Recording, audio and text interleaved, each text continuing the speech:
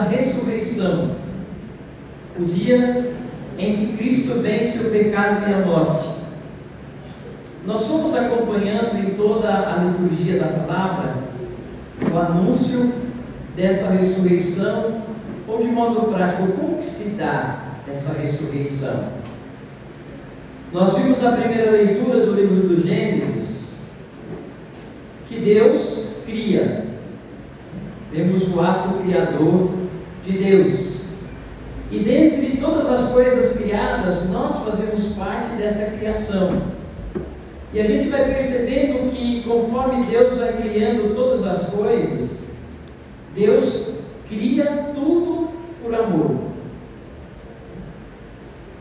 Depois nós vimos que, além de Deus nos criar por amor, Deus ainda nos dá um testemunho e um exemplo de fé. Abraão, um pagão, vinha de um lugar não tão conhecido assim, mas que se tornou modelo do crente, de fé. Deus dá o testemunho de Abraão para que nós, como ele, cheguemos à fé. Deus nos cria, somos obras das suas mãos, Deus nos cria por amor, e Deus também não quer só nos criar e colocar-nos no mundo, mas Deus tem o desejo de salvar a sua criação. Por isso, dar-nos um testemunho de fé, Abraão, para que a partir da fé de Abraão, todos os homens e mulheres cheguem ao conhecimento de Deus, chegando ao conhecimento de Deus através da fé, alcancem a salvação. Nós vimos no livro do Êxodo que esse povo que Deus cria, esse povo que Deus dá um testemunho de fé, agora vive a experiência da escravidão no Egito. E como a sua criação é obra do seu amor, Deus os liberta. Então Deus tira o povo do Egito, abre o mar vermelho, prepara uma terra para este povo e o introduz lá. Conforme as leituras, eu não sei porque isso é experiência pessoal e particular, e aí cada um de nós temos a nossa, necessariamente não são as mesmas.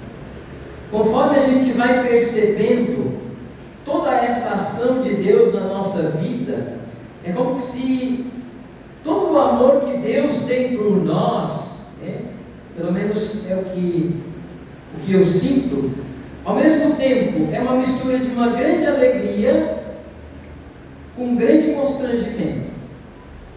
Porque ao mesmo tempo que nós contemplamos o amor de Deus, os seus feitos, nós olhamos para a nossa vida, para a nossa história, para esse Deus que faz parte da nossa história, e nessa história também tem a experiência do pecado. A experiência, o sentimento da alegria, é porque Deus faz tudo isso por nós. E tudo isso toca profundamente a nossa vida.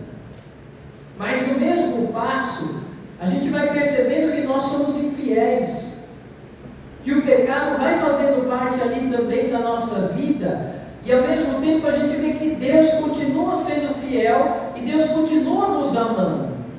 E é aí que se mistura ao sentimento de alegria, de realização, de felicidade por tudo isso que Deus faz por nós, com um sentimento de constrangimento. Porque olha o que Deus faz para mim. Mesmo diante das minhas muitas infidelidades, como vai dizer lá na frente da liturgia o profeta Ezequiel, mesmo diante desse coração meu de pedra, Deus manifesta a sua bondade. Tirarei do vosso peito o coração de pedra e no lugar colocarei um coração de carne.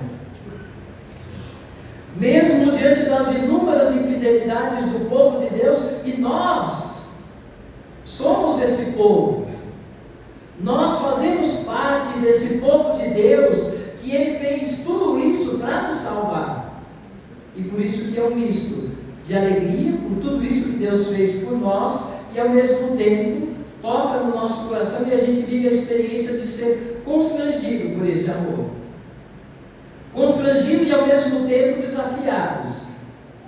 Eu dizia isso na quarta-feira na liturgia que nós celebrávamos. Porque Deus espera não outra experiência de nós do que a mesma. E caminhamos mais um pouco na história, nós vemos o capítulo 55 da profecia de Isaías, onde Deus anuncia para aquele povo que agora está em outra experiência de escravidão, agora na Babilônia. Nabucodonosor chega em Jerusalém, pega o povo cativo e leva para a Babilônia. Lá eles vão passar longos 50 anos de dor, sofrimento, idolatria, infidelidade e inúmeros pecados. Vão se voltar contra Deus porque se sentem abandonados, como muitas vezes nós também. Quando vamos passando a nossa experiência de exílio, quando vamos passando a nossa experiência de deserto, nos afastamos de Deus, nos revoltamos contra Deus, os nossos pecados começam a ser incontáveis, a nossa infidelidade vai se multiplicando.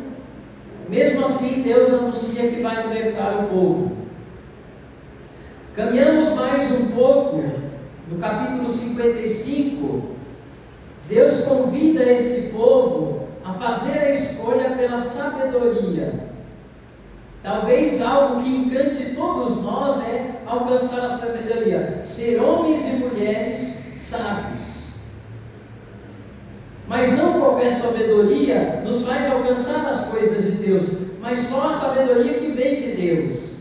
Então Deus olha para esse povo e diz: a forma com que vocês estão vivendo não alcança a sabedoria que vem de Deus.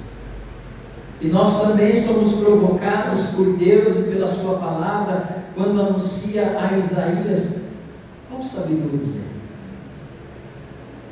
Enquanto muitos profetas anunciavam a salvação, muitos estavam preocupados nos seus negócios, estavam preocupados em ser desonestos, em ter lucro, em ganhar vantagem sobre os outros, e muitos destes ou estes julgavam que alcançaram a sabedoria, julgavam que eram, no seu tempo, muito mais sábio do que aqueles homens e mulheres que eles lesavam.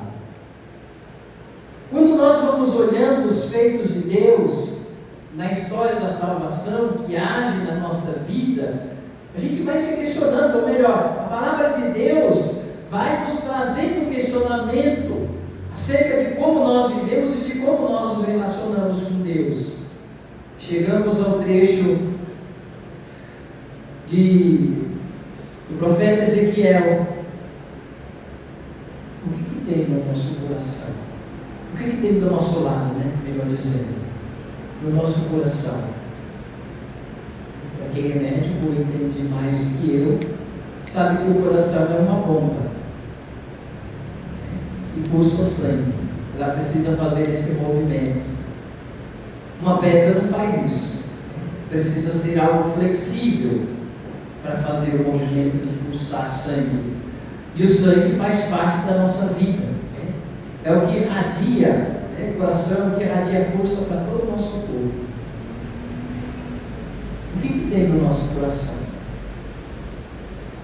Isso vai se manifestando quando nós vamos nos encontrando uns com os outros. Como eu dizia, no ônibus, no ponto, na padaria, na rua, na igreja, em casa com os filhos, na família. Tudo isso vai manifestando o que nós temos dentro do nosso peito. Deus, conhecendo o seu povo, nós também somos esse povo. Diz para nós hoje: eu vou tirar do teu lado esse coração de pedra e no lugar vou colocar um coração de carne. Isso significa Deus vai mudar a nossa vida. Claro, se nós permitirmos assim. A carta de São Paulo, já dei uma palavra aos catecúmenos, e hoje nascem pela água e pelo Espírito Santo. E nós sempre vivemos aquela experiência profunda de celebrar a ressurreição de Jesus. Deus, na carne, morre,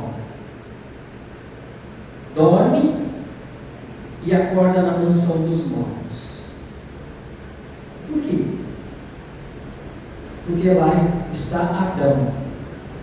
O nome Adão significa ser vivente. Pelo declínio, lá no Éden, do pecado original que tocava toda a humanidade, Adão e Eva estavam sentenciados à morte. O Deus que morre na cruz, a sua carne, o que nós vivemos desde ontem, da celebração às 15 horas, até o entardecer desse dia, um grande silêncio.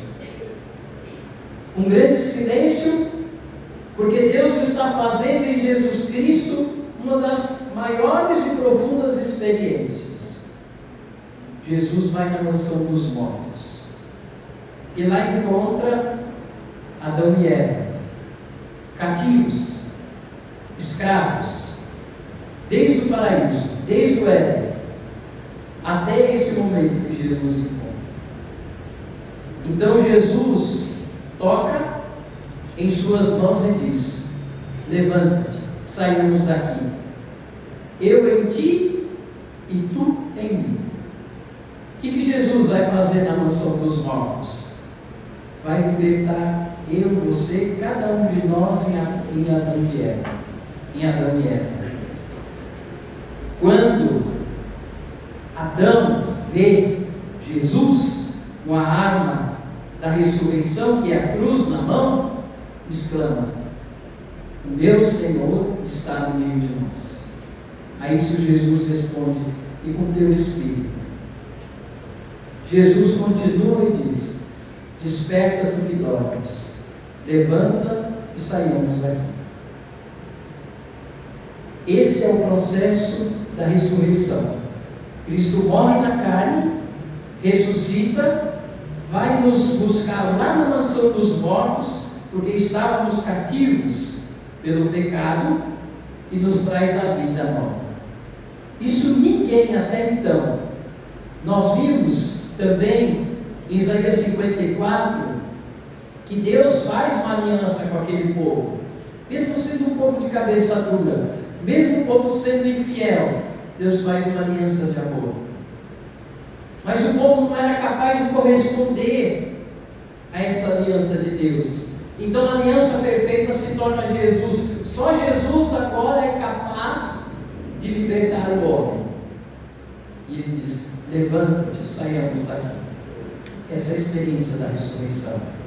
E com Adão e Eva, eu, você, todos nós estávamos cativos lá. Por quê?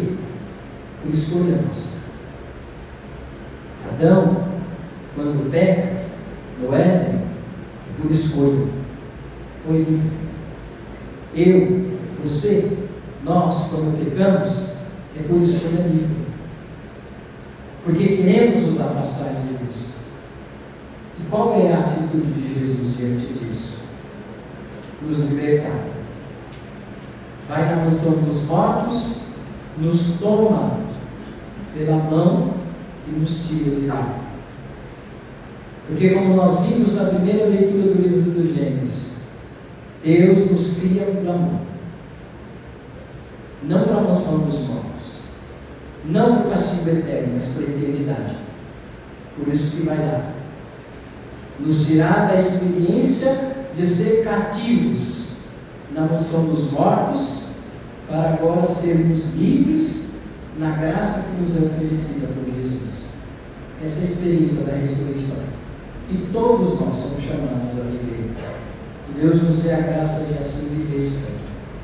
Então vamos meditar um momento nessa palavra de Jesus para nós, que nos toca, que toca a nossa vida, que toca a nossa história, que acalenta o nosso coração, que dá força para a nossa caminhada, que nos tira da terra do Egito, que nos liberta, que nos salva, enfim, essa experiência do amor de Deus para conosco, mesmo sem merecermos, Deus nos ama. Isso deve fazer com que o nosso coração transborde de alegria e nós, a partir da ressurreição de Jesus, vivamos uma experiência nova, profunda.